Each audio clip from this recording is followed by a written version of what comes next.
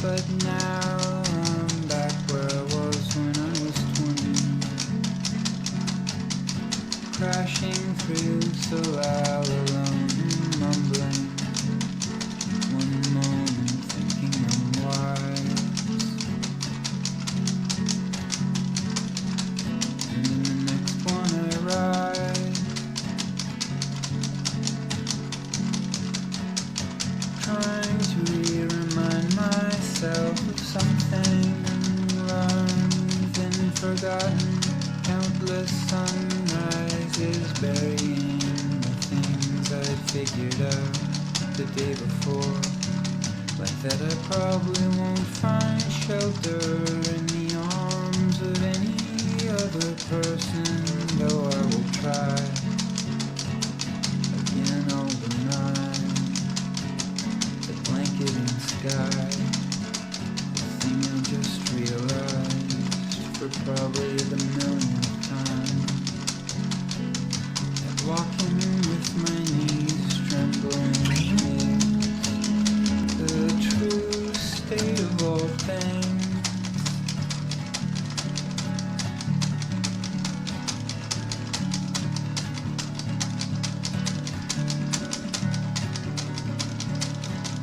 The true state of all things is a waterfall,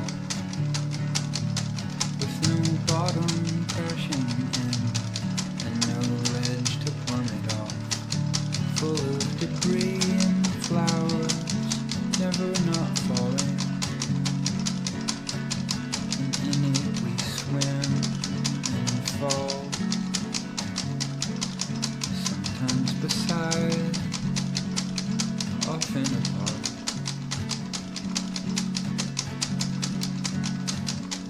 It's just chaos leaving. I wake up with the sun in my eyes, beneath present moment skies, squinting and wondering how I got here, going through the contents of my backpack, shaking out the dust to bring some empty space back, filling a long lunch table with artifacts, looking back to see if I could draw a map that leads to now. I remember where I was,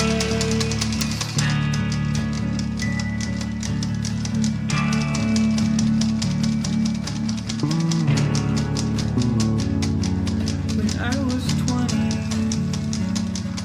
or 17 or 23. The disinterested sun would still rise every morning, same as now. Dawn was loud. I took my breakfast to the couch on my porch of the bunkhouse. Coffee and low tide smell, and my life stretching out. Spending hours each morning reading poems and staring out. And then snapping back to urgency, I did my dishes. And I would sprint to the studio again, spend all day and night digging in, distorted bass, splice tape, singing lines like there's no end.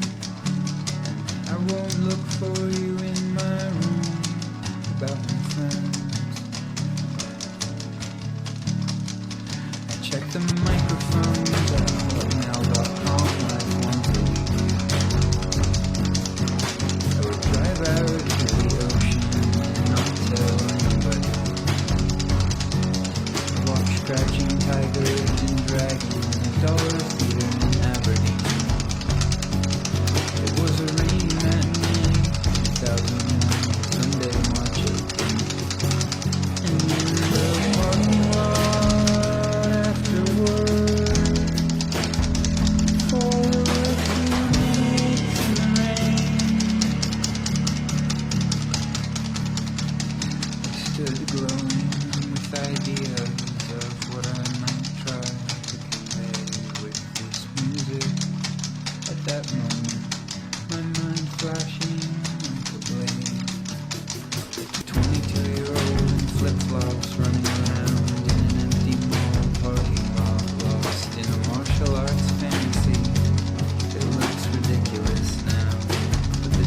noticed that alone something was formed. The way they held themselves upright with tea in the opening scenes. A warm formality, spine straight and feet planted wide. Untip-overable, like the bambooed undulating hills. Walking slowly, making eye contact and gliding.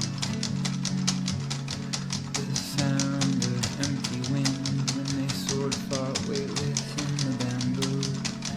With the purity of heart that transcends gravity. Leaping off the mountain to ambiguity, falling slow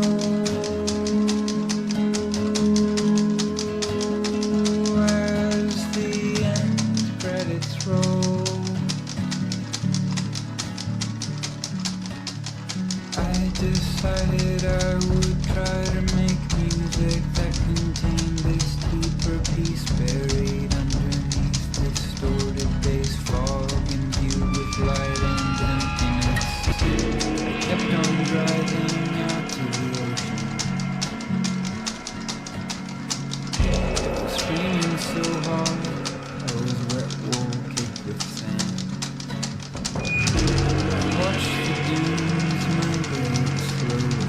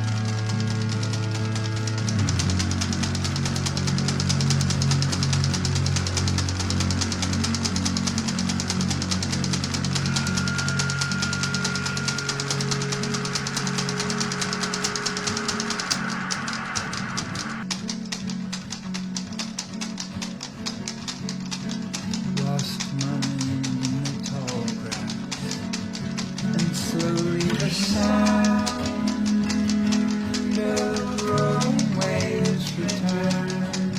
I rose,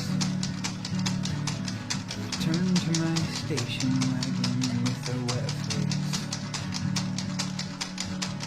Extravagant solitude invigorates. Drove back to Olympia, clear-headed, temporarily, and went back into the studio to resume whatever this thing is. This spooling out repetitive, decades-long song string.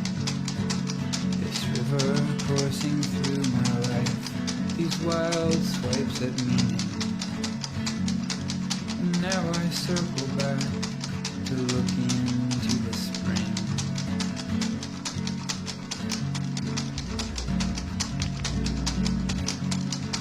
When I was 17, it was 1995.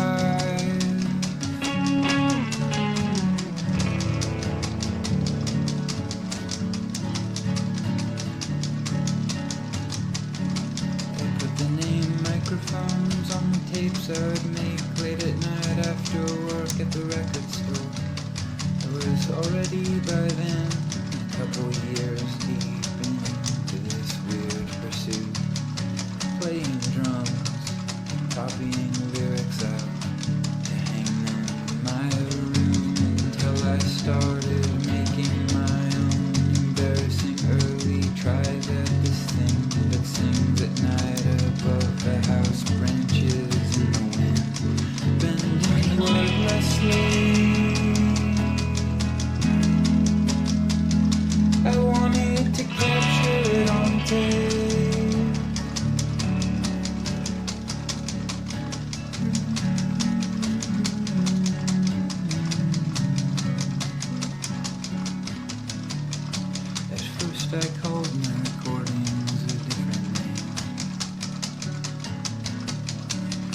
call it the microphones on the third cassette I made, 'cause I loved recording and the equipment seemed to be living, and it sang to me like static interference from a small AM radio station down the street. Night in Anacortes in the mid-90s, oil tankers rumbling.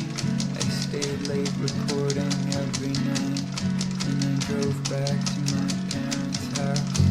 My headlights through the trees along Hard Lake Road,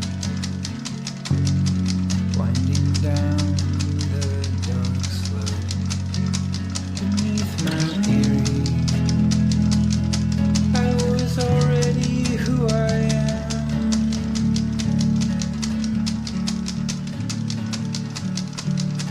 Bottle of India ink, masking tape, Julie Dwaron, Tori Amos, Cranberry, Sinead O'Connor, Eric Strip, Red House Painters, Sonic Youth, This Mortal Coil. Kurt Cobain had died. I had my driver's license and a girlfriend, and we clinged to each other and dreamed that anything's permanent. Even back then, the beast of uninvited change insisted itself in. And look here, it still hangs, but when I was young, I was driving in the rain. I saw stereo loud in Bellingham. They played one chord for 15 minutes. Something in me shifted. I brought back home belief I could create eternity.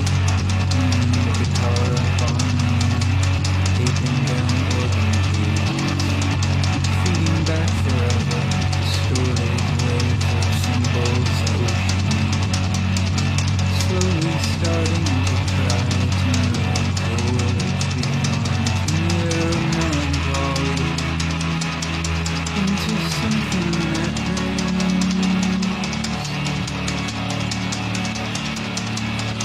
true and golden, useful, hopefully. But when I was 17, I sang her romantically grasping and dark like shadows of the moon on the back of the car seat, where she sat once. It's not that bad, but I know I wanted to go deeper beneath the pain.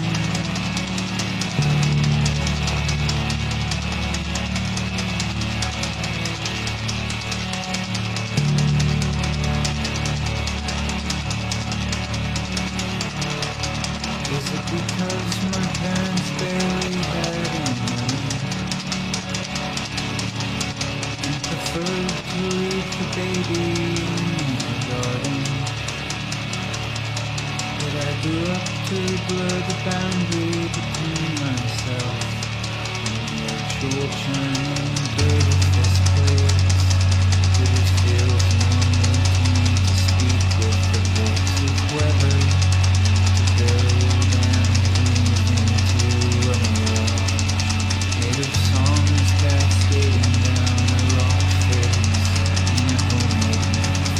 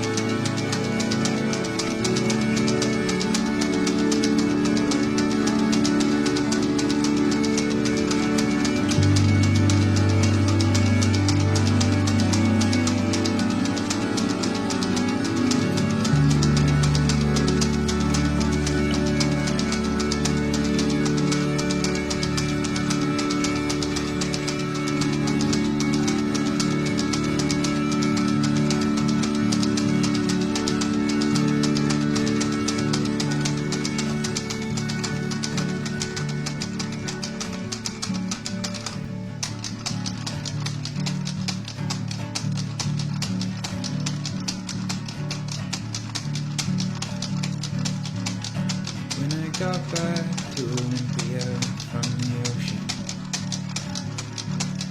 I woke up early before dawn to start recording. The things I wanted to communicate had to do with finding how to break out from seeing only the inside of reflected ocean on the sky. It was early 2001, I was almost 23.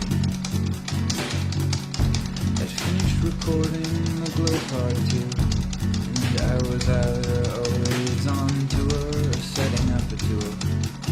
Always running, voracious, thirsty. I'd go out to the lake with friends, swim out to the middle, and dive as far as I could. Down to where the water gets cold, with open eyes. Go up on the roof at night and actually contemplate the moon.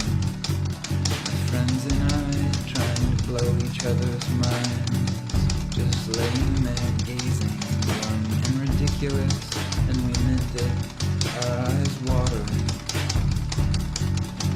The moon without abstraction and became a floating ball of rock in outer space, not a sticker or a light or a hole through black paper.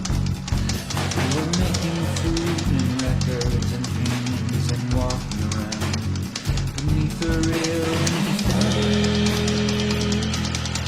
I felt the signs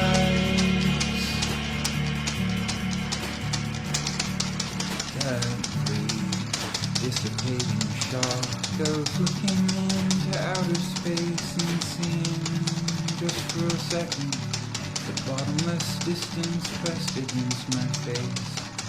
My little mind trying to write it down, zooming out, a faint yell lost in a thunderstorm, sufficiently small, thinking on the geological scale, making the voice of mountains, reaching beyond my old concerns from when I was 17 in 1995.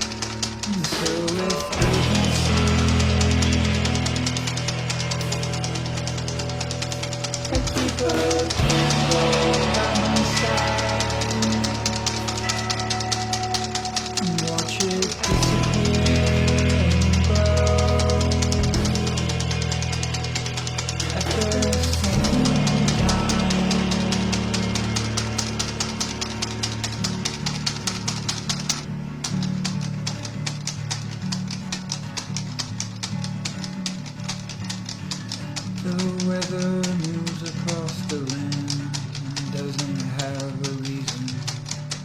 This rippling uncertainty beneath our bones is still the true state of all things.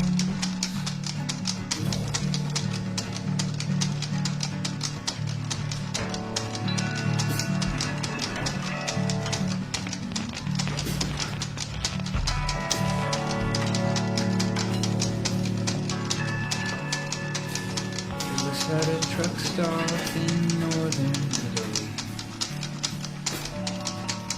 I was on tour playing drums, and I was wandering off alone, squinting into the setting sun, my notebook filling. I was touring, living on an alternate plane with them, but set apart from this life where people wake and work and don't self-recruit each day. Instead we pass through the town like criminals of so glad to be included in this rare world, this moving cult of groundlessness, roomless, moving away across that parking lot, recognition of the same. Another touring American band, Bonnie Prince Billy, all dressed in matching tracksuits and sunglasses, grizzled and silly, kind of tied into a costume, blending in, but not really. And their playfulness with persona that liberated me with permeability. I thought, who is it even that sings and who comes to life between the ears of the hearers in the rooms at night? And how can we all get deep? The packaging distracts from the nourishment of breakfast. Fixation on the singer's face or on the band's keeps us groveling and blind at the edge of a sea,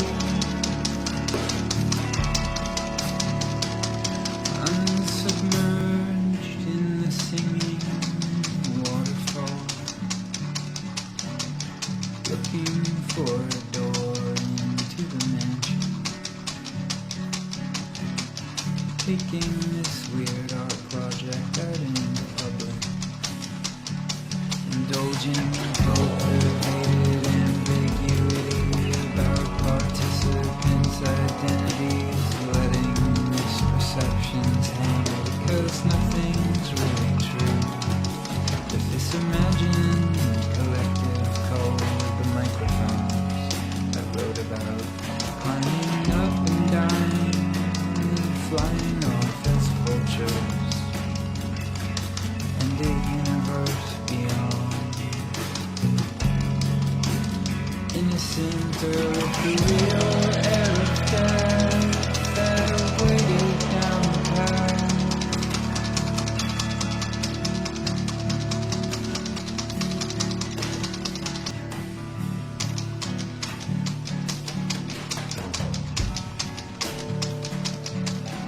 At the very end of 2002, I took the microphone to me, crumpled it up, and burned it in a cave on the frozen edge of northern Norway.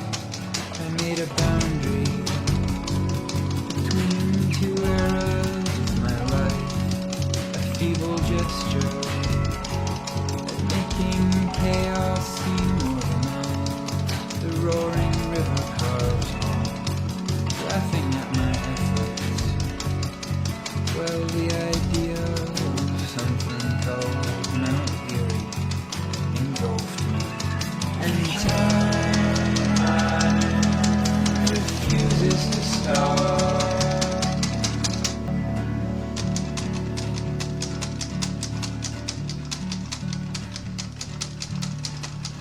Many years later, I heard Freezing Moon by Mayhem, and these words jumped out. The cemetery lights up again. Eternity opens, and I say, nothing stays the same, no one knows anything. Someone else lives in the house I used to live in, and soon it will be torn down or burned. And who would even want to live in a prolonged stagnation? I am older now, and I no longer feel the same way that I did even 5 seconds ago. Watch me thrash around and try to gracefully allow the past to hang like no big deal. Bands that break up, and then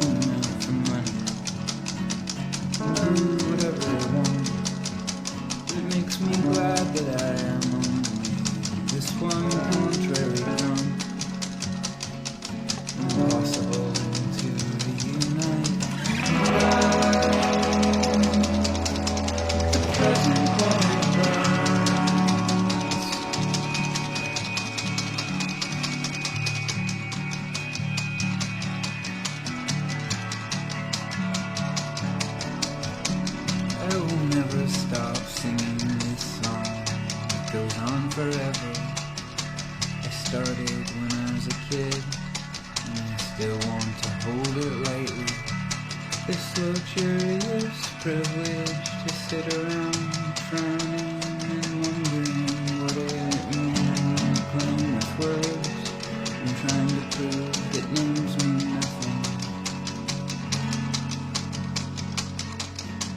A finger pointed at the moon, mistaken for something shining and true. I never used to think I'd still be sitting here at 41, trying to breathe calmly through the waves. But nothing's really changed in this effort that never ends. When I took my shirt off in the yard, I meant it, and it's still off. I'm still standing in the weather, looking for meaning, a giant meaningless gaze of love and loss, repeatedly water falling down.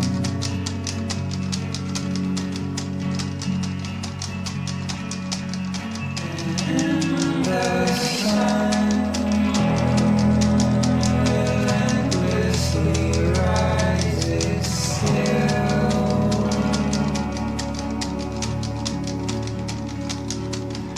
It seems like I'll never not lose wisdom, constantly relearning all the basics, never recognizing any faces, crawling out from under living layers, squinting in the light of earth, bathing, shaking off the weight of expectations, plus all this nostalgia, embarrassing. So I walk into an unknown room without a name.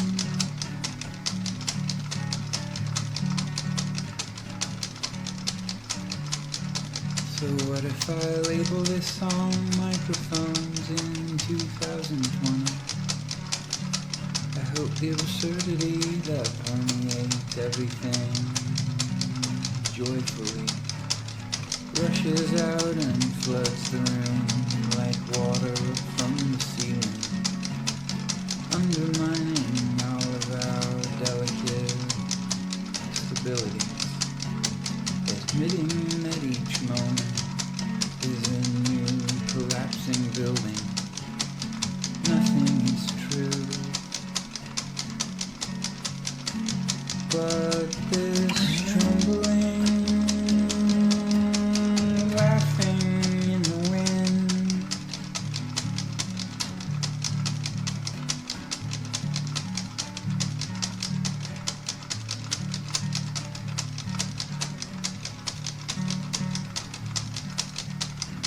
anyway, every song I've ever sung is about the same thing. Standing on the ground, looking around, basically.